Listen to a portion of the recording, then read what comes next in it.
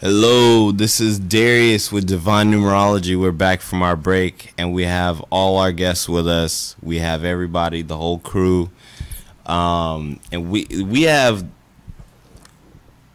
Athea and James Paris.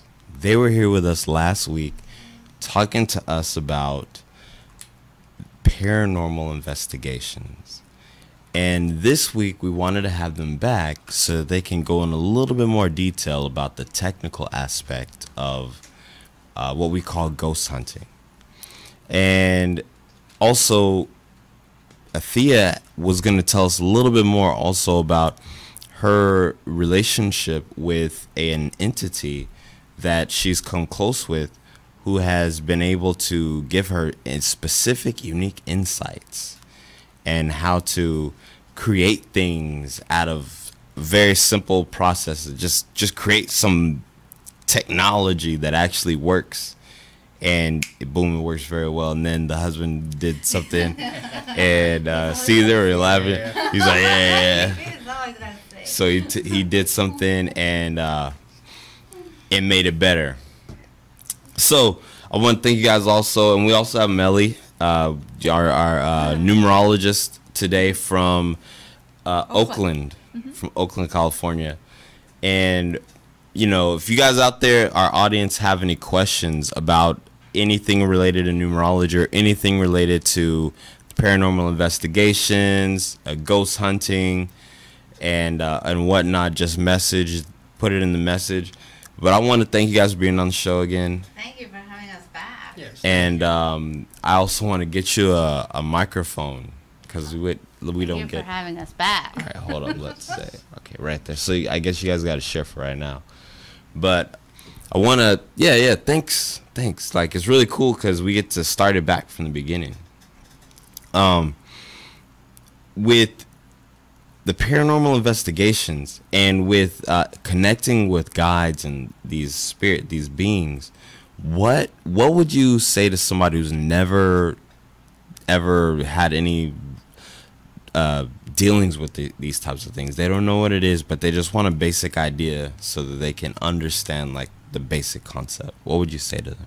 Well, one of the first things is people tend to think right off that it's scary. Okay. That it's going to be the scary things, and it's just all like, and it's not. Usually, well, the way I connected with Amos, who is the one who helped me with developing that with James before he had to open it up and look at it. He connected with me because where I'm clairvoyant and I'm a medium, I sense them and I feel them. I have that part of my brain opened up. Anyone can really be connected to that. It takes some meditation. Me, it's been there since I was little, since I was very little. Okay.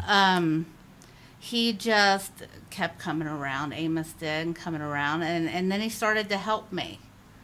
And once he started to help me, I didn't want him to go. I was cool with him. I really liked what he had to show me, and he makes me feel safe when he's around.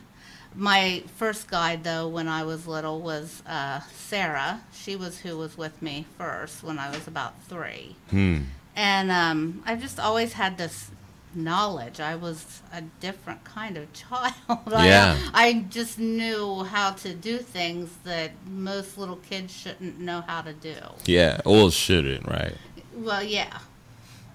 But one of the things you can do if you just want to connect to your guides or to even angels is to quiet your mind, to set and to meditate. I like to listen to music. Music is what helps me. I'll just sit and I'll close my eyes and I'll listen to music, all the songs that I love. And I don't listen to, when it comes to that, it's my certain music. I have certain What kind of music? Oh, a lot of it's 80s music. Oh, I love a lot 80s. of it, That's great. like Hall & Oates. I'll Yeah, listen to that's Hall & pretty Oates cool. and I'll just like close my eyes and I just love it.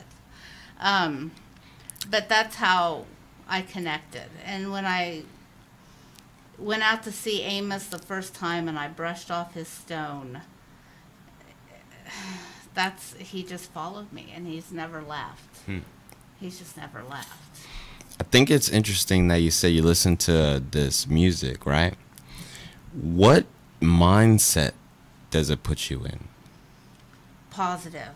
Very Good. positive. It opens my mind. Yeah, it keeps me to where I'm not depressed or down or anything. I want it to be upbeat. I like it to make me feel good. That is like the best, because you can help so many more people if you're positive. It puts you in the right vibrational state to be receptive to the messages that you're receiving. Yeah, it does. That's important. That's heavy. Because, everyone has their own different tastes in music, but what I think is awesome is that you just pointed out it doesn't matter what music you listen to, as long as it puts you in that right vibrational state. And that assisted you in being able to tap in and connect with Amos. Yes. That's awesome. Sometimes Barry Manilow does it. I know, but I just imagine it's a good thing for me. Yeah. I know a lot of people hear the music and some of it's tragic love songs, but it just makes me think of sitting in the back seat and my mom and dad singing and listening to the radio, and it's just a good feeling. Yeah. Nice. So I want to touch base with the technical side about this. Before we do, I want to talk about what Amos revealed to you. What Amos revealed to you as far as this device. James had gotten, is it a cable connector, a checker? It's like it checks cables and electrical wires. Well, it was a radio from Radio Shack. Oh, yeah, but you also get the one with the cable thing. But the radio Shack. And the one that Amos had helped on originally was the ghost box that we had turned it into. And we've done countless tests with it. And then we got it working. It was perfect. And me being me, I had to open it up. Well, what Amos told me was I had this really flat quartz crystal, and it fit like perfect right inside the device. And so we made a Faraday cage, but out of like aluminum foil around the crystal, and that held it in and hooked the wire to it. And it gave it this amazing power. And so when it would be scanning through, the voice was so clear. It would pick up so good. And it wasn't a whole bunch of static. That was probably the best part about it. It's like a filter. Yeah, it was like a filter. It was amazing. Wow. And he loved it. He loved it so much. He was like, I've got to see this again. Wow.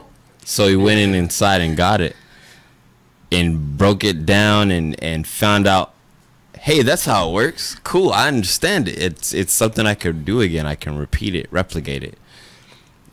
He just had to get a solder. Yeah, of course, taking the back off. There's a little, very thin wire connecting it to the battery. Mm-hmm. And that popped off. Hey, man. Hey, did it work? Did it work? Yeah. Still works? Cool. I want you to show them this book here. Take a look at this book. It's let's see, right here, this camera right there. What's it titled? What's the title? It is called How to Be a Cheap Ghost Hunter. So go ahead. A training manual on how to use the basic tools of the paranormal field. I want to know about that. That's awesome. Who's the author? James Paris. You're looking at the man right now.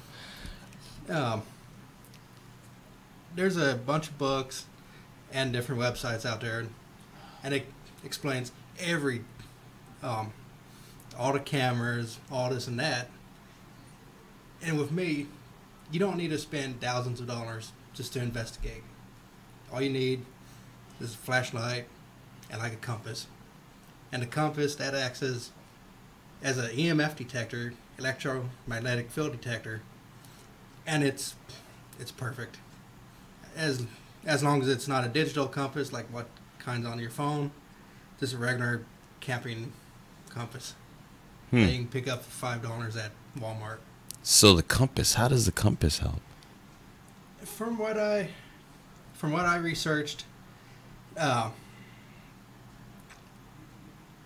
don't know. I really don't know. It's just that the spirits are able to move it, move that like needle. The dowsing rods Yeah, that you just like made. dowsing rods. They could control their needle and the compass, and if you come in contact with spirit, they're able to move the needle around. Wow. Like making the K2 light up. Just like The energy. Yeah, just like the K2 meters. If you watch Ghost Hunters, Ghost Adventures, all them, their toys, just like it making it light up, it just makes the compass needle spin around. Wow. So if I think, oh, okay, there's a spirit or there's a ghost somewhere, I could take a compass and bring it around that area, and if that spirit is there or whatever that entity is, it will spin around and around. They're able to control that needle, yes. Wow. And it's magnetic. It's magnetic. So there's something that these spirits have to do with magnetism then. Is that correct? I believe so. I believe that's just their energy that they're putting off. They're able to control it. Just like with flashlights and cell phones. Actually, she had it recently. Her phone was typing a few letters, like different emojis, all that on her phone. I think I told you about that. I got in the room after doing a reading. Mm-hmm. I had it on the charge, and I looked at it, and I told Darius, I said, it was writing its own message. And it was a bunch of M's, and then 9, and M's and 9, and then at the end it had all these emojis, like little kitty faces and smiley faces. It was happy. It was texting. Yeah, it was happy. And Wow. I had to take the battery out to get it to stop. Wow. Yeah. So that makes a lot of sense because I remember you mentioned that last week. That makes a lot more sense now that you said that about the compass, because the compass is all directed by magnets. The phone has plenty of magnets in it with the electronic part. What are the other things that about the besides the compass that can be used? Well, in this book, I go like the use of cell phones, because you have a camera on there, and most cell phones has LED flash that you use as flashlight. Okay. So that right there, that saves you some money, and you don't have to spend like $10 for batteries and like however much for a flashlight. It's just different things like that. But it does not stop him from spending money on flashlights. Uh-oh. It does not. Can't hear that. I think that's the Ghostbuster sword right there. The flashlight. That's a sword. It's like the lightsaber. Like, Yes. woo, woo, woo. I'm your father. Like, yeah, man. That's so you got the flashlight on the phone. You got the compass, the LED light from the flashlight, and one thing that's always been so curious. I think I might have mentioned this last week, but going up into my auntie's house with a camera, trying to see if I could capture a picture of that little that spirit upstairs, but being scared, like, oh my gosh, like, what am I gonna see? And I was wondering so how do you take a picture of these beings? With me, if I'm taking a picture, if I have a feeling that there's something there, I'll just take a picture. And it all depends. If you're with a bunch of people, or even just like your wife or kids, and it's in the dark, and if you use the flash on the camera, say it beforehand. All of us makes that mistake. Say it beforehand, that way you can close your eyes. Or that way they can close their eyes. And it's just like getting woke up by someone turning the headlights on. It's no fun. Wow. And if you're going to use it to ghost hunt your cell phone, put it on airplane mode. Yes. That way there's no outside interference from text or notifications from social media. Causing it to go off, causing it to not be credible. So you can, Yeah. so someone like a skeptic can say, oh, well, it could have been this, and it could have Exactly. been, was it on airplane mode? Yes, it Yes. was on airplane mode. Okay, that makes a lot of sense. Yeah, everyone makes that mistake. Everyone does it, where they just take a picture or not thinking about it, texting real fast, and then it makes like decrement light up and whatnot. It does. A cell phone will affect a K2 if they're too close to it, but not if you have it on airplane mode. Wow. Okay. That makes a lot That's of why sense. they tell you to do that on the plane. It's for your own safety. Okay. And ever seen spirits on the plane? Yeah. Sounds like a scary movie coming up pretty soon. I've had spirits stick me in places by people on the plane who've lost people. One gentleman and his brother had passed away, and it was a flight that James couldn't get the early bird thing for, so we had to just set away from each other, and I ended up sitting by this gentleman who just went and took care of burying his brother, and that happens a lot. They'll put me where they want me. Wow.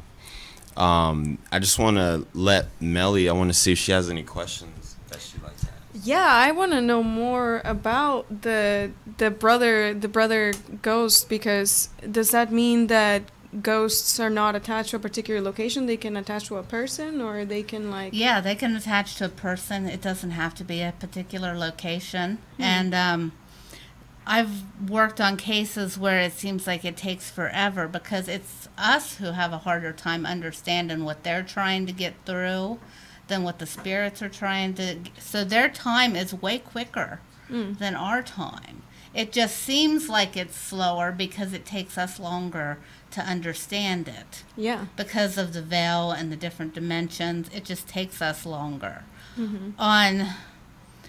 I had someone contact me, and friends of the family, and a spirit who is attached to them of their son came through. And he was worried. He was worried about his father who had contacted me, and he was worried about his brother. And he actually, on Tuesday night, he tried to, James couldn't understand what I was saying. I was mumbling in my sleep. I was trying to reach for him. I felt like he was trying to pull me out of my body, trying to pull me to where he wanted me to be on the other side, to go where he wanted to go, because he was so worried about his family. I actually knew who this spirit was. Whoa. And then on Wednesday, because I didn't sleep, of course, Tuesday night, I was laying on the bed on my side, on the edge, and I had this spirit actually grab its arms around me and try to pull me off of the bed to do the same thing again. And I was fighting. So, and this is what I was telling your wife about, Darius, or Darius. I was telling your wife about it, and she was like, oh my gosh, because I ended up having to take a saltwater bath to break the attachment. And I had, the whole house, like I said, is covered in lavender. I had to sage myself. I had to sage the house. My energy's high now, but that's because I went through all of that to get it to this. I mean, I slept with the light on. Wow. I would be able to turn it off for a little bit, and then it was just too much. I just had to get away from it. Yeah.